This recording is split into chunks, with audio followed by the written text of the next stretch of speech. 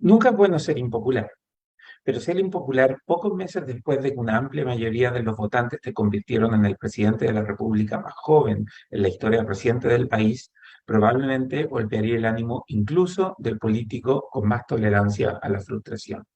Precisamente porque la popularidad presidencial ayuda a que los legisladores ordenen detrás de las prioridades del gobierno, el presidente Gabriel Boric pasa por un momento complejo.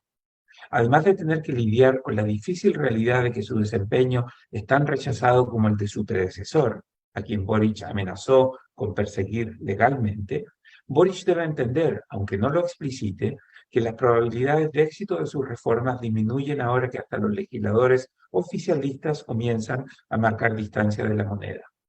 Nunca es fácil ser presidente de la República.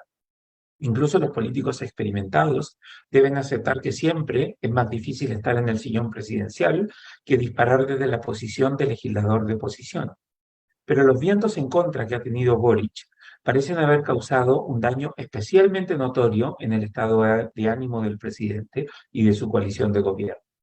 Después de la inapelable derrota del apruebo en el plebiscito del 4 de septiembre, el gobierno ha oscilado entre aceptar la realidad de ser una administración minoritaria en el Congreso y en la opinión pública, y el voluntarismo de querer volver a disfrutar esa sensación de victoria histórica que embriagó a su sector entre el estallido social de 2019 y las elecciones presidenciales de 2021.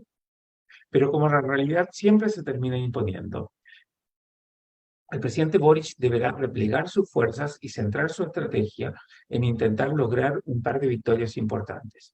El ambicioso programa de gobierno, con sus aires refundacionales, el buenismo excesivo y la inocencia de aquel que cree que el mundo comienza cuando ellos llegan al poder, debe ser puesto en el baúl de los recuerdos y la autoridad debe abocarse a enfrentar los problemas que hoy afligen a los chilenos y no los problemas que ellos consideraban y tal vez todavía consideran prioritarios. Por eso, aunque Boric todavía quiere reemplazar la constitución de Pinochet y sepultar el neoliberalismo, las urgencias a las que debe abocarse el gobierno tienen más que ver con la delincuencia desatada y la inflación que sigue golpeando con fuerza la capacidad de consumo de las familias del país. Como los legisladores son animales políticos que se alejan convenientemente de la moneda cuando la gente rechaza la forma en que el presidente maneja el gobierno, la disponibilidad del Congreso para trabajar con la moneda depende de que Boric redefina sus prioridades.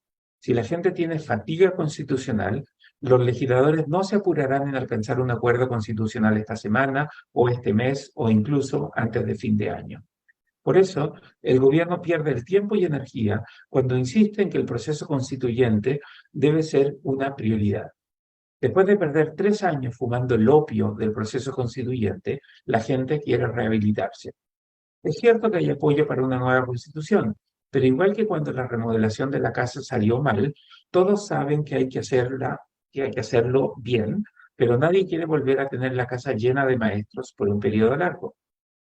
Por su parte, el Congreso estará más que dispuesto a pegarle al gobierno por no hacer lo suficiente para controlar la delincuencia, por no tener un plan para mejorar la asistencia de los niños a los colegios y por no ser capaz de atraer inversión extranjera que ayude a generar el empleo que tanto necesitan los chilenos, especialmente los más jóvenes.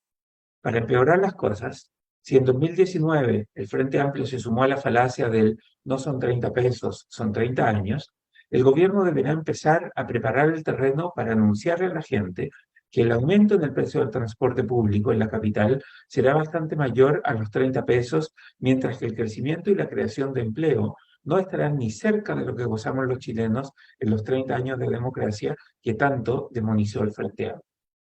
Afortunadamente para el gobierno, hay una noticia buena. La gente quiere una reforma que mejore las pensiones. Aunque el gobierno sea impopular, las AFP son todavía menos populares. Así que pelearse con las AFPs es una estrategia ganadora para el gobierno. Pero la moneda debe ser cuidadosa. Por un lado, no puede mejorar las pensiones si no genera más recursos. Y por otro, la gente no quiere que sus cotizaciones mensuales vayan a un fondo solidario. La gente rechaza las AFP, pero apoya el concepto de cuentas de ahorro personal, individual y heredables. Si el gobierno quiere reconstruirse a partir de la reforma previsional, debe alejarse de la idea de ser solidaridad intergeneracional con el 6% adicional de cotizaciones mensuales y en cambio debe centrarse en introducir más competencia en los administradores de los fondos. La realidad siempre es dura, pero lo peor es no querer aceptar. El presidente Boric debe redefinir su agenda y aceptar que, dados los vientos en contra, solo podrá obtener un par de victorias en los 3 años que le quedan en el poder. Por suerte para él, la reforma de pensiones es una gran oportunidad, siempre y cuando Boric entienda que debe hacer la reforma que la gente quiere y no la reforma con la que él siempre soñó. El Líbero, la realidad como no la habías visto. Haz que estos contenidos lleguen más lejos haciéndote miembro de la Red Líbero.